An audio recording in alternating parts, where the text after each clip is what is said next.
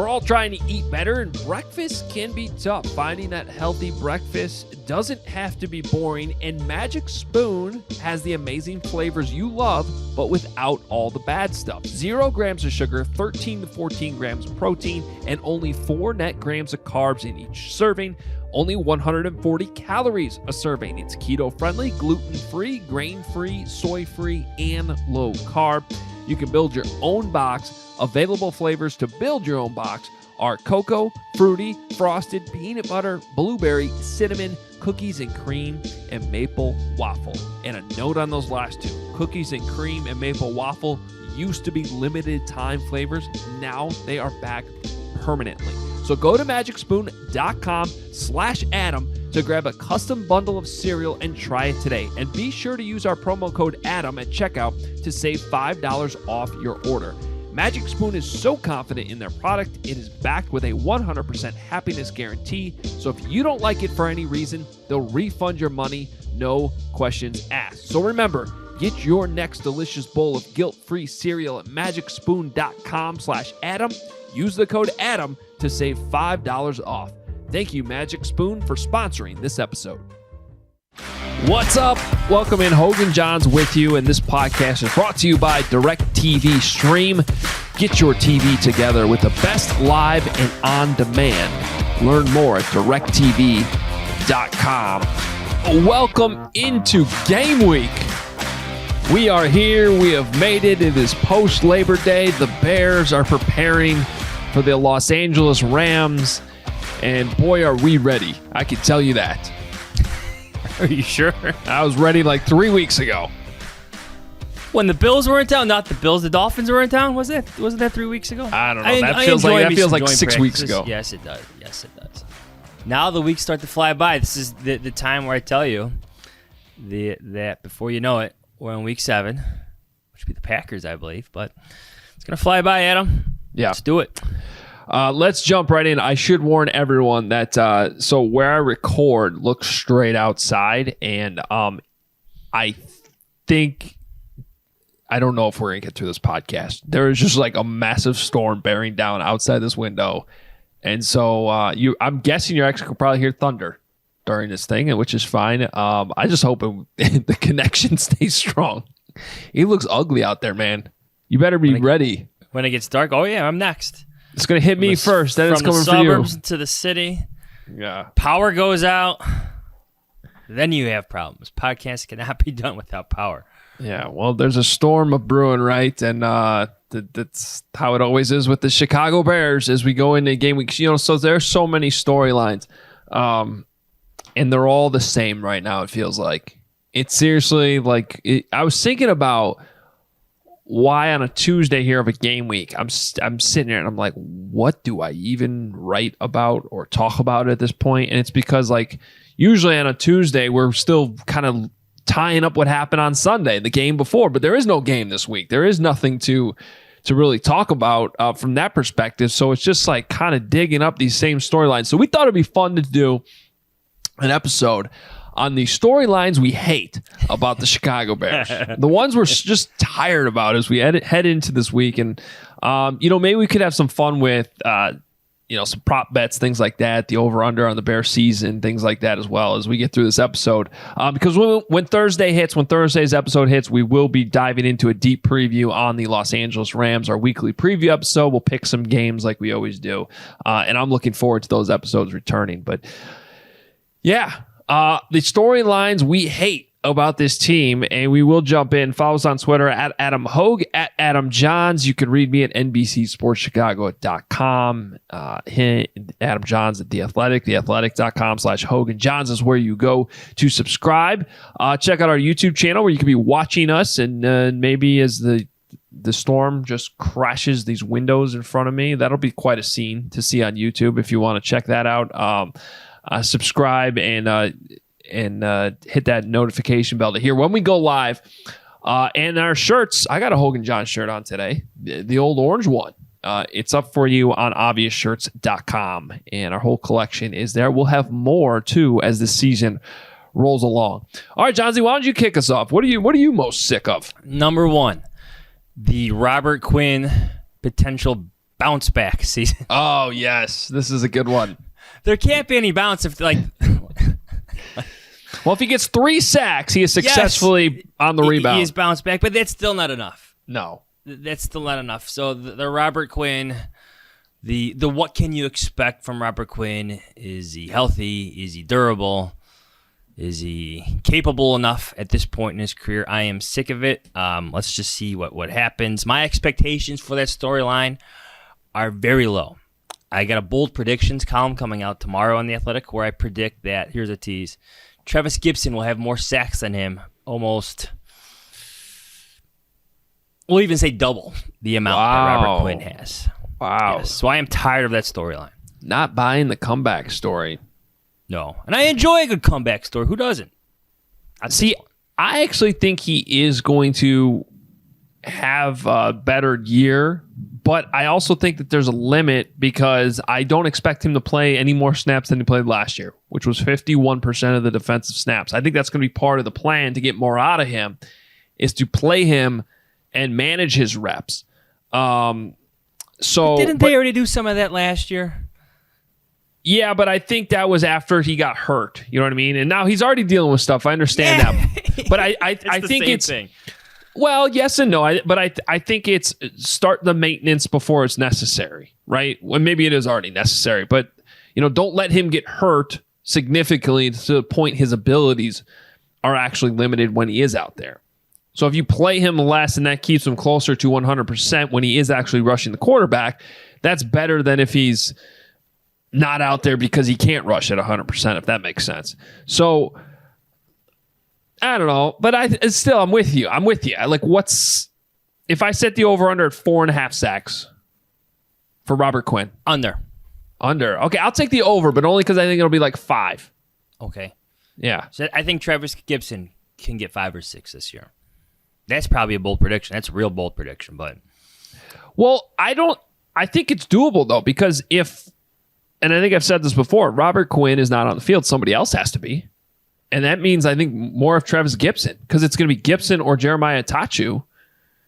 And if there's one thing we've learned about Ryan Pace and Matt Nagy, they love their draft picks, right? They sometimes fall in love with them too much, I think. But in this case, I like what I've seen from Gibson. I think that, and I said this on the radio last week, I think he's kind of a sneaky player that can end up having a huge impact on this team. So I think you and I see eye to eye on that one. Yeah, I think we all... there's going to be one-on-one matchups for anybody who plays opposite Khalil Mack. And Sean Desai will be a little bit more creative with his schemes up front. He will be. Significantly more than Chuck Pagano. But those one-on-one matchups, Robert Quinn, when he had them last year, did not win enough of them. And I think Travis Gibson, depending on who the tackle is or even who the tight end is, should be able to handle more of those. All right. For me, I'm going to go to the wide receivers. And this is just such a tired storyline to me. It is every single year, it seems like there's a new crop of random wideouts. Is this going to be another rant about speed? Yeah, I mean, that's basically it. And unfortunately, I think the same thing might end up happening here in this podcast as what we're kind of complaining about, which is bringing up the same stuff over and over again, because that's just kind of where we're at. But look, the bottom line is I think the Bears have 2 wide receivers, and they pretty much have 2 wide receivers. That's just how I feel about it. I mean, yeah, there's going to be random throws to Demarius Byrd and Marquise Goodwin, but what are we talking? We're talking about 1 or 2 catches a game, right?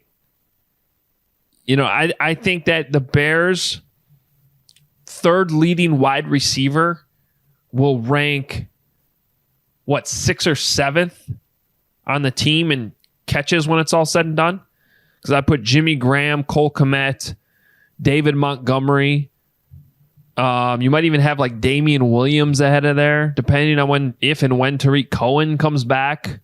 He could end up higher on that list than whoever the 3rd wide receiver is. Is that fair? And Tariq Cohen will come back. Did you mention him? You listed a bunch of guys. Yes. To me, there's this spread the wealth approach that hasn't existed in the Bears offense the past couple of years. Now, some of that last year is because Tariq Cohen's injury. Some of it is the lack of development from Anthony Miller. But that's why Allen Robinson's become such a star in Chicago, right? Because he's been the offense. Not only consistent, but productive. He's been the one true professional of that offense, while the rest of it has pretty much stunk. Let's be honest. He's been that good. But 2018, like if you look it up, like there was a spread the wealth approach where Allen Robinson only had one more target than a Taylor Gabriel, and right behind them was Tariq Cohen. And I know that Robinson missed a few games that year, but I think that spread the wealth approach returns this year. I'm not saying Marquise Goodwin's going to get 90 or so targets, but you know who could? Maybe a Cole Kmet, maybe a combination of Cole Kmet and Jimmy Graham, because second year for Jimmy Graham in the offense, second year for Cole Kmet in the NFL. There could be an increase there. David Montgomery could be a bigger factor in this offense as well. So I know what you're saying about the receivers, but I do think there'll be some production, some storylines where we're talking about a 60-yard Marquise Goodwin touchdown, and it makes for a nice sidebar on a game day. It just, I feel like the whole Ryan Pace era, we've seen how many wide receivers come in. It's like a new crop every year. And other than Allen Robinson, which was a great signing, obviously, but I'm talking more about the guys that have been signed to be more like the number 2 or number 3 wide receivers. And Mooney was a great pick, but I'm talking about the Marcus Wheatons of the world, right? Like we're going back. There's been I don't think he even made the team, Marcus Wheaton. Or I think he sat on the bench the whole year or something. And then trading for Dontrell Inman, like guys like that.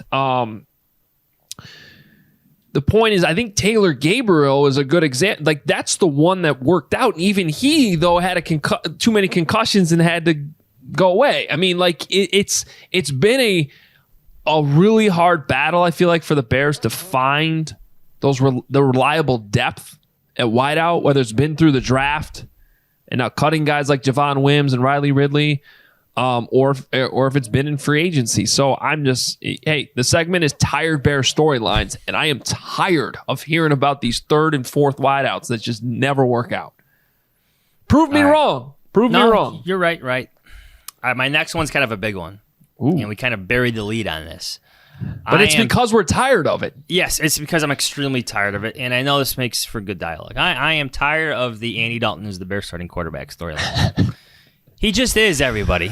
Yeah. He just is. And I get, like, every day there's another national pundit who rips the Bears, for not playing Justin Fields. And I get it, right? It makes for great conversation in Chicago. Makes for great conversation.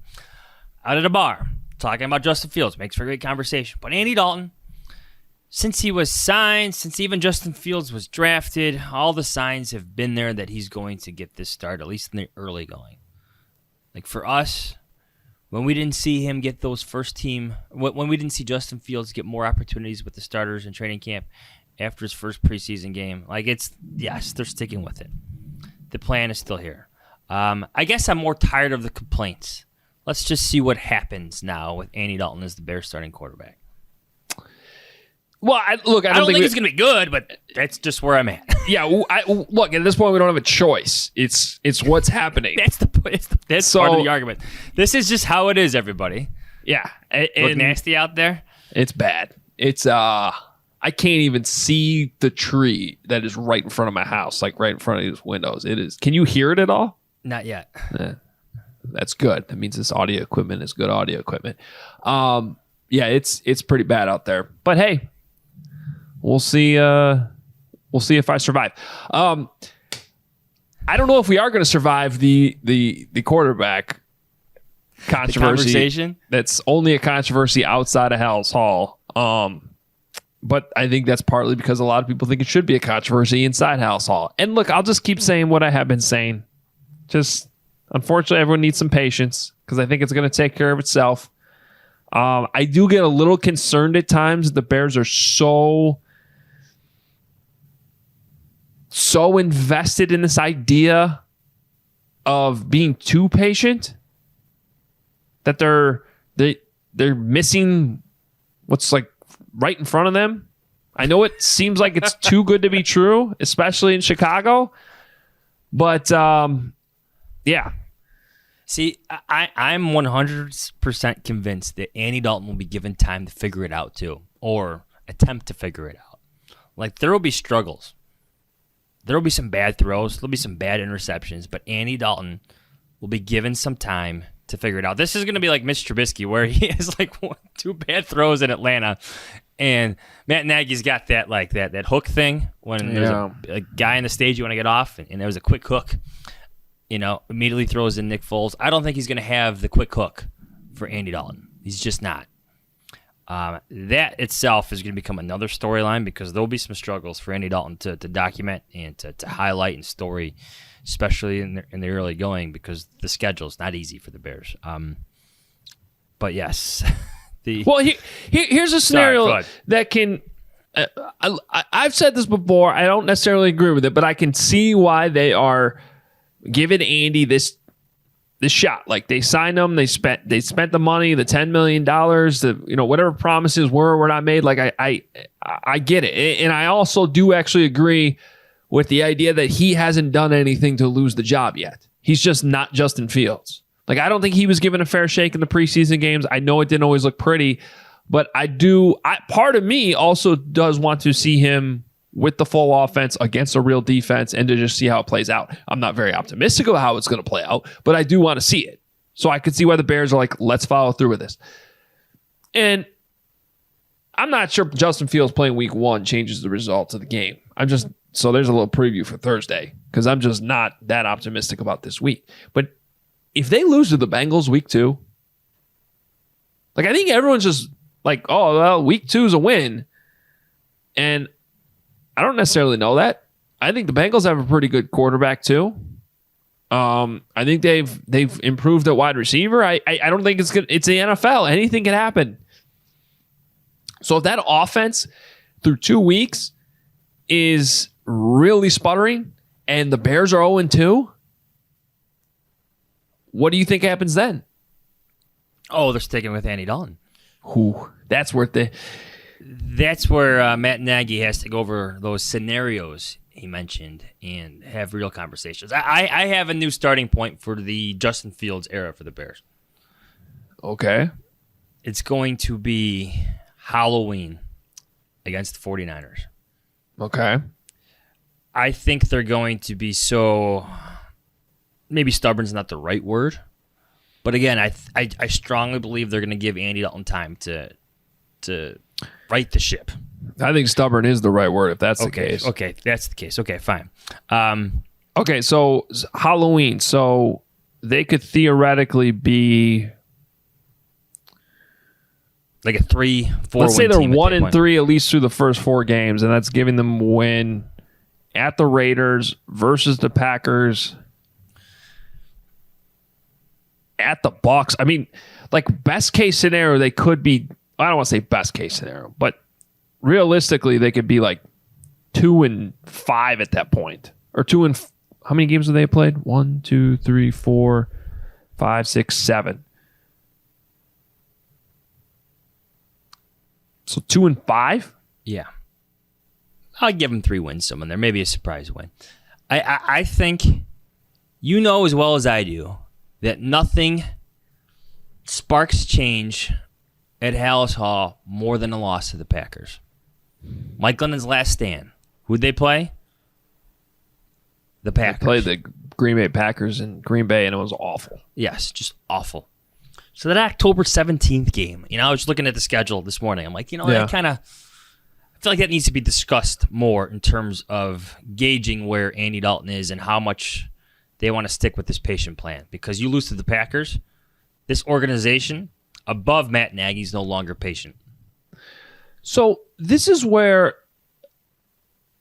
I have the argument with people who think that, like, for some reason this is helping their job security by not playing Justin Fields, that I actually think the opposite. Because if they're 2-5 and make the switch, that is 7 weeks.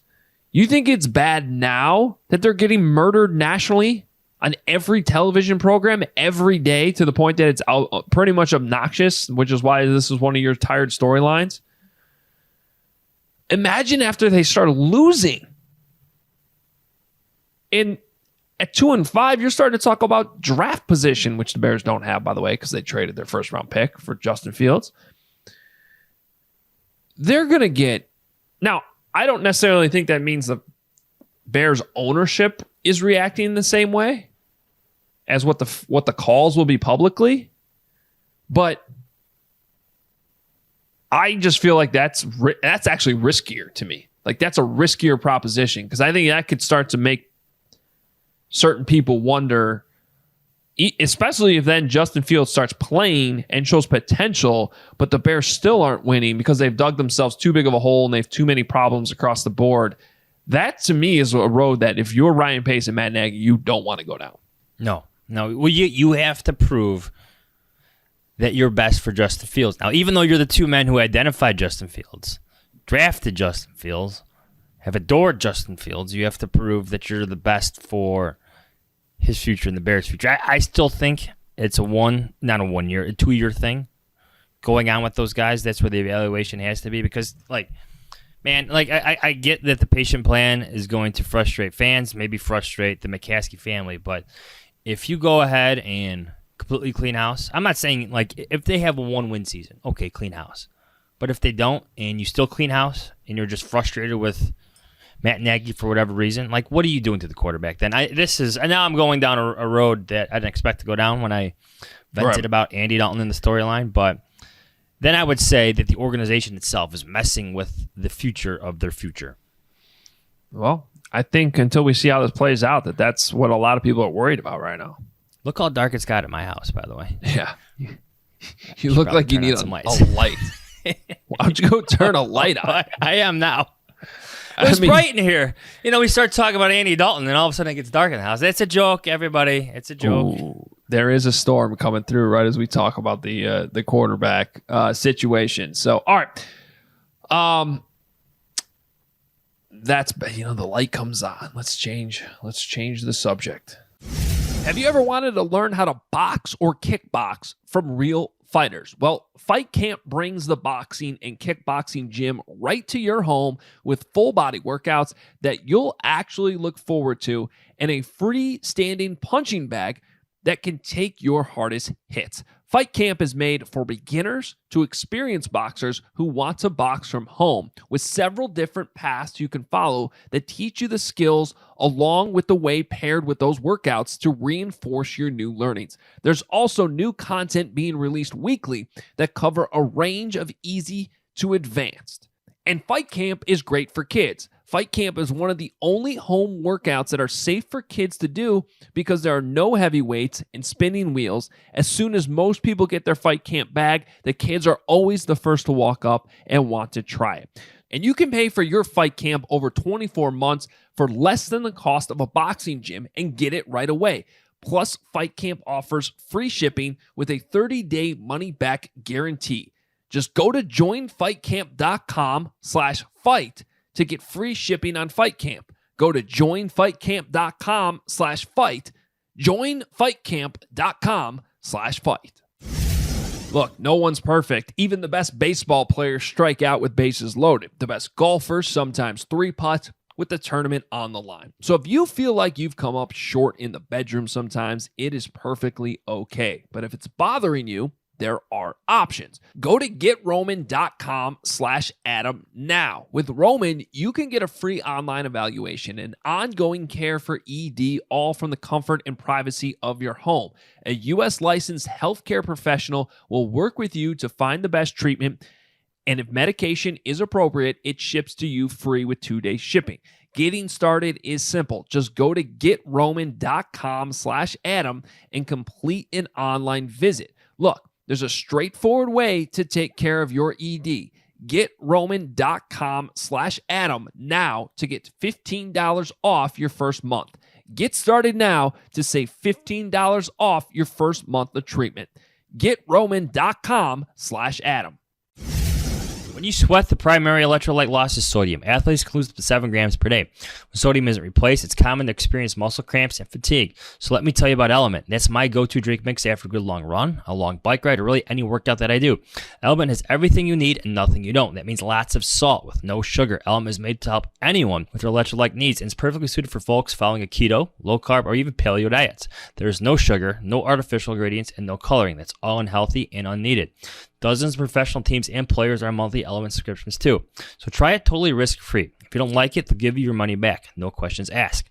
Drink Element is a healthy alternative to sugary electrolyte drinks. Each grab-and-go stick pack replaces essential electrolytes with no sugar, no coloring, no artificial ingredients, or any other junk. I drink Element every day to support my workouts. My favorite flavor is watermelon.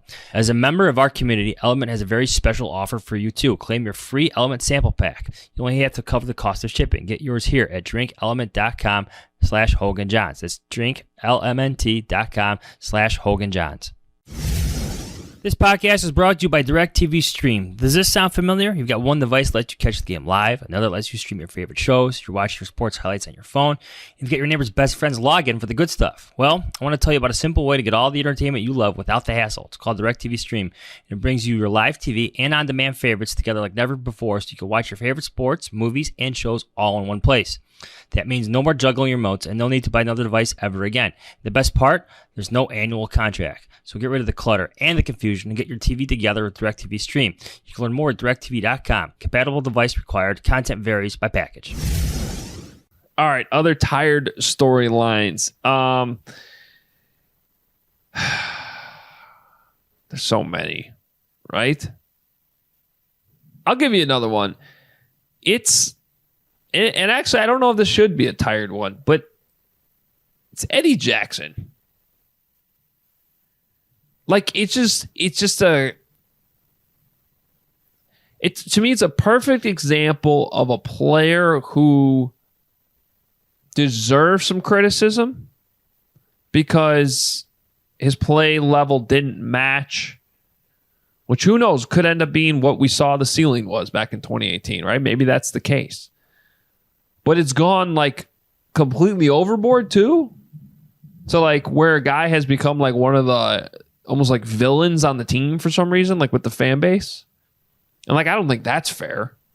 Oh, like this, as I burp into my microphone here.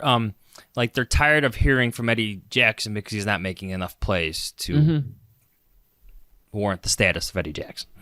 But it's like an endless circle of then Eddie being sort of upset because he doesn't think he's being treated fairly, but also then admitting, like he did yesterday, talking about the tackling issues, like that he does need to play better, and yet the results on the field have kind of stayed relatively steady, to be honest. But also it's been 8 months since a game was played, so like let's just all wait, see how this looks. He's the one player who I think should benefit most from like Sean Desai. Yeah. The freedoms he'll be given, the creativity he'll be afforded just to do different things that wasn't there with Chuck Pagano, and you'll hear it come out in his answers every now and then. I don't think it was yesterday, but before, scheme this, scheme that, so there's real reasons why certain plays or certain opportunities for plays weren't there for Eddie Jackson. I think some of that has to do with what Chuck Pagano, almost butchered his name there, Chuck Pagano was doing. But prove it now, right? I think that's where we're at. Like, now you just want to see it. Like, enough talking about the lack of production and the tackling problems. Just go out and do it. Yeah. And then like part of sort of a sub layer to all that is also the touchdowns he had called back last year. Like, again, fair, because they should have been touchdowns. But stop using them as like more than what they actually were, right? Because the bad stuff was still the bad stuff regardless. And so you can't just keep using that as something to prop them up. I don't know. Again, just kind of tired of hearing about it. I got another one for you. Okay. This is a relatively more recent one, too. The Bears are high and thankful for Jason Peters. Oh, yeah. No, you're not. You're really not. No, you're not. Hall of Fame career. Fantastic player, dominant player in his prime. But not right now. Yeah. Not a few days away from your opener against Los Angeles. I have my doubts that this guy can make it through the full game. I really, really do. I'm not convinced that Larry Borom is not better than him right now. I'm serious about that. No, I think that's fair. So talk him up like whatever you want. That's what I get it. It's fine. It's almost like the Andy Dalton, Justin Fields thing, although I wouldn't say Larry Borom has quite the same potential. But, you could make the argument, like, just play the rookie. You kind of know what Jason Peters is now, just like you kind of know what Andy Dalton is. Yeah. Like, you know what you're getting from Andy Dalton, but so does, like, your opponents. It's like, it's the Robert Quinn thing. It's all the older veterans on the team, right? Like, you know what you're getting from Robert Quinn. Like, just... Like, if you valued Jason Peters this much, he would have been on your roster, like, months ago, not weeks ago. If you cut Charles Leno. I'm with you. All right. Let's do some Bears prop bets here. Okay. So the Bears win total right now is 7.5. You know the funny thing about that is? They're only favored right now in like 4 games. I know. So they're expecting some upsets, everybody. Well, I mean, the hard thing if you're going to actually put money on the Bears over-under is for wins is, I guess, the unpredictability with the quarterback situation. But the schedule's still really hard. And the more camp went, we were just getting kind of exhausted. I don't know. But the more holes I was starting to poke in things and worry about. The offensive line being one of them. That left tackle spot being one of them. And I talked about it last week. Like there's probably a list of 6 or 7 guys that if they all work out, or even like 5 of them work out, could totally shift things back in a positive way. Like if Larry Borom comes out of nowhere, it's like, whoa, wow, this guy's actually a left tackle and can play. Well, that's a big problem solver. Travis Gibson turns into a starting caliber edge rusher. Big question mark. Possible. Could happen. Maybe I'm wrong about the wide receivers I was talking about. Maybe Marquise Goodwin stays healthy and is a real weapon. Maybe. But that's I don't know. You start to go down that road. Like Kindle Vildor, Duke Shelley, are they really both going to be not a problem? Like that one seems like a leap to me. I'll say this. The Bears aren't the only team in the NFL with like serious holes. I mean, you could go across the board in the NFC North. Just a lot of teams have concerns, right? I think with me, it is the quarterback thing though. Like when you start evaluating like wins and losses and making when I make my predictions every week, I always start at the quarterback position. Yeah. Matthew Stafford, Andy Dalton. Well, Matthew Stafford. Joe Burrow or Andy Dalton. Well, Joe Burrow. Baker Mayfield or Andy Dalton. Baker Mayfield. Jared Goff, Andy Dalton. No, we're talking. Not like that's how I go down things. I will say this though. The Bears somehow managed to be a 500 team last year. I think I've said this like numerous times, so let's say it again. They went 8-8 last year, and that was despite a quarterback controversy, and despite a 6-game losing streak where things just looked horrendous, and the futures of Ryan Pace and Matt Nagy seemed to be in doubt. Somehow made the playoffs. Didn't do well in the playoffs, but they made it. To me, the Bears are a middle of the pack team where they could maybe get 8 or 9 wins. Maybe the bottom of that is 6 to 7. They're in that range to me. So here's the counterpoint to that. Because I have gone down that road too. Like, man, they still managed to go 500. Give it, regardless of everything that happened. And I think if they do play Justin Fields, they'll be better at quarterback. But defense is another year older. Are they better on offense? Like right now with Andy Dalton, are they better on offense? I think they can be if they play Justin Fields. But right now, I'm not so sure. Okay, they got probably worse on special teams, at least on base of what we've seen so far.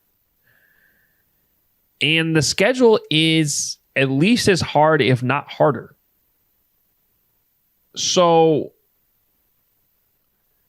And then I go back to that 6-game losing streak. One way to look at it is to say, oh, they still managed to go 500 despite that.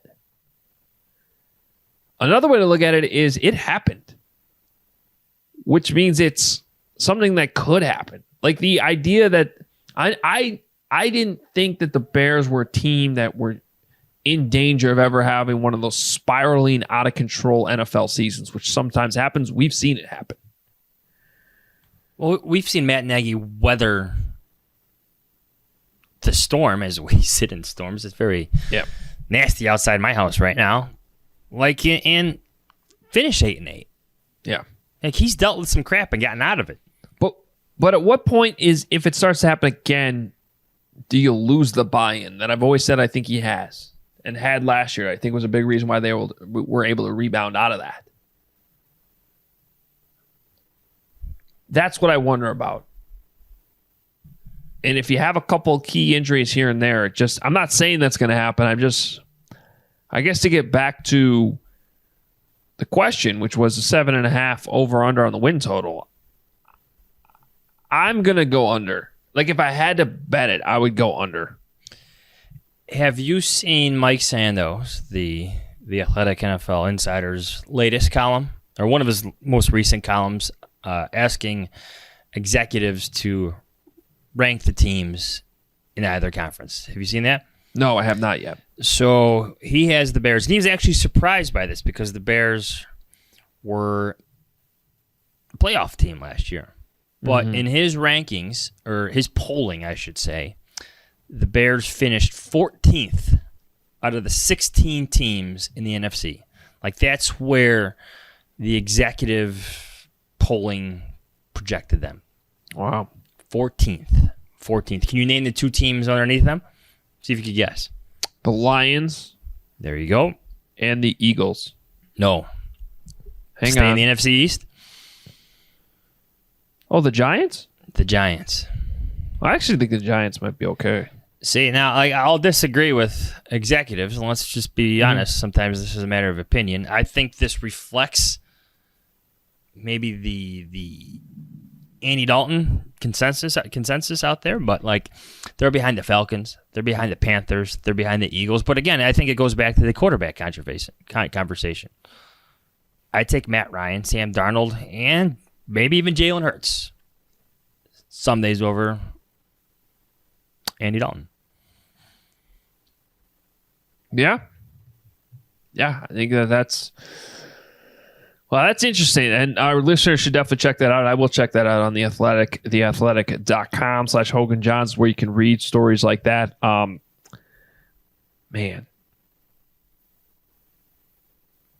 That it's stuff like that that just makes you... Now, there's been national guys that have been down on the Bears before, and they've been proven wrong. But this is like polling of other executives in the league. So, all right. Where else can we go? How about division winner? Scroll down here to the NFC North. Now, the Packers, not surprisingly, are favored, -165. The Vikings are then second, +280. And then the Bears third, +550.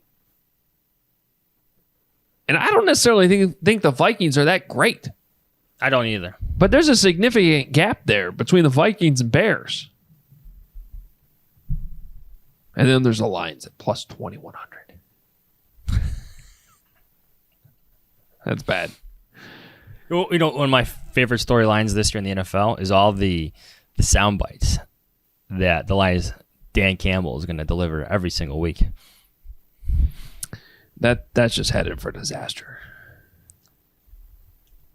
But the Bears, can you name the 5 teams below them in the odds to win the NFC Championship? Well, the Giants, the Eagles, yes, the Lions, yes. There's 5 of them? Yep. 5 of them.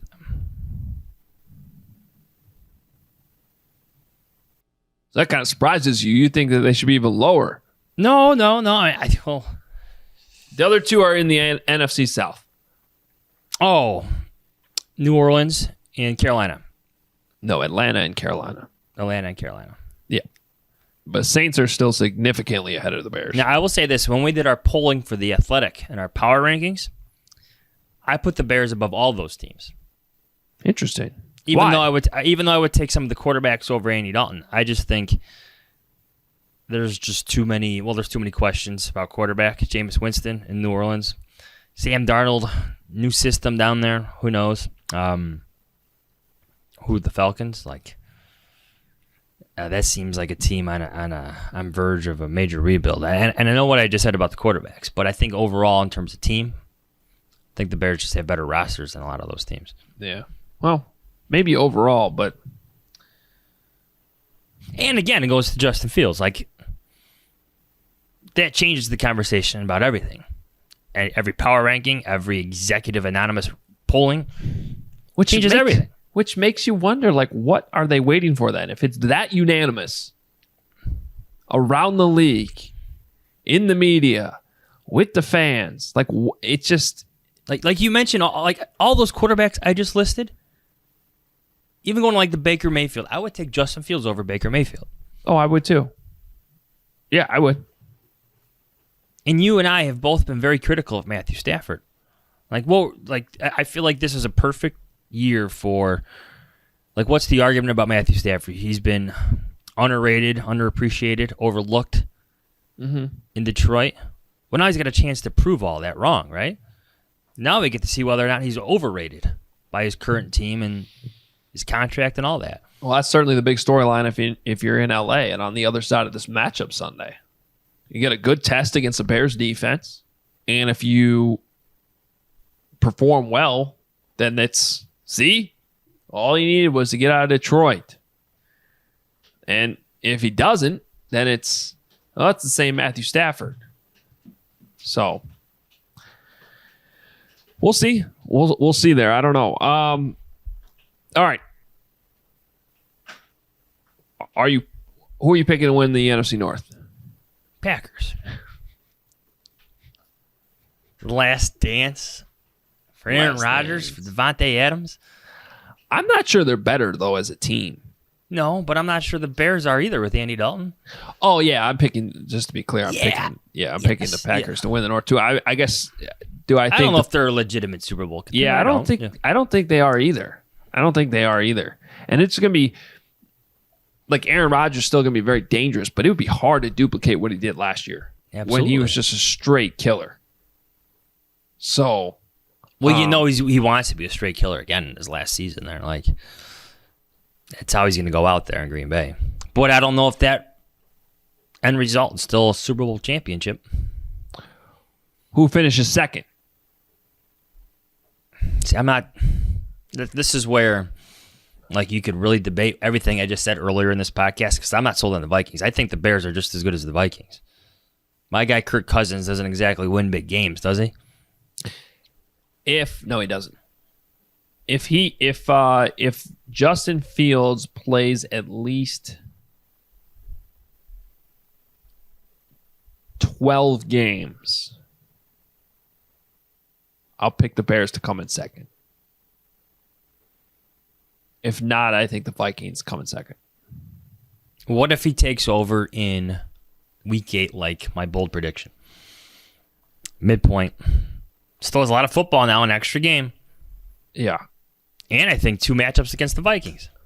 Well, I'm pretty sure, according to math, that is not 12 games. And so I stand by what I said. Okay. There's no what ifs. I said what I said. 12 games. Bears come in second. Maybe get a wild card berth.